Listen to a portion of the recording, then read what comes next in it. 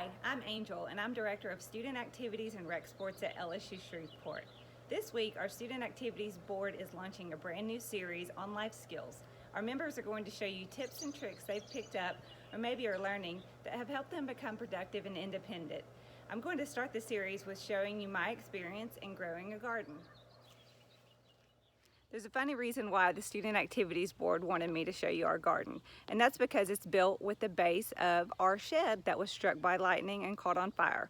Yes, just like the commercial. But instead of throwing everything away, we salvaged the floor, which was a 12 by 16, and decided to fill it with dirt and grow a garden. And that doesn't mean that you have a spare shed base laying around, but that does show you that you can use a lot of different materials, even stuff that you might not have thought of, to build a garden, and it can be very productive. So think of anything like 5-gallon buckets or pallets that you have lying around. Anything that can drain a little water and hold dirt could be used to grow your garden. The first step is deciding which plants to grow. Do you like herbs for cooking? Then maybe consider growing parsley, thyme, rosemary, or basil, which are fast growing and produce well. Make a lot of salad. Try romaine, kale, or any other lettuce that grows quickly, and you can trim off just a little bit for your salad or sandwich.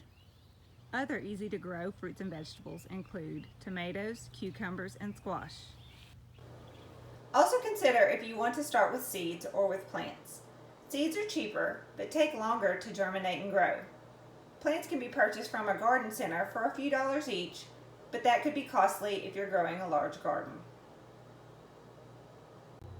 One of the most important factors is to research when certain plants thrive and what type of soil and sunlight they require. For the South, I chose plants that like full sun and that I can plant in the spring, then we'll switch to root vegetables and fall crops after our garden finishes producing.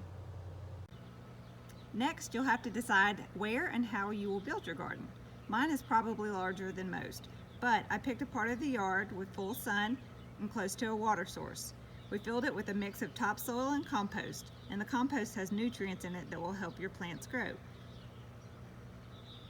When it comes time for planting, a lot depends on whether you started with seeds or with plants.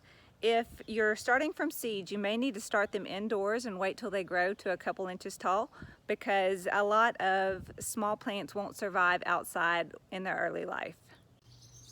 Pay special attention to spacing instructions for each plant as the roots grow under the ground and compete for space. As you can see, some plants don't do well next to others. My cucumber and my sweet potato were planted too close together, and now they're trying to attach to each other.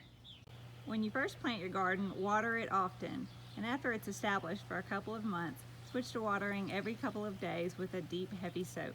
And don't expect your plants to grow in just a few days. Most take weeks to months to start to grow fruit and vegetables. But the trick is to be patient and to keep watering. Often you'll see blooms on your plants shortly before the fruits and vegetables start to grow. You can also use a fertilizer as directed on the container or add compost to help it along. Check on your garden daily and make sure no plants need special attention. Once your produce starts to ripen, you'll be rewarded for your hard work and effort.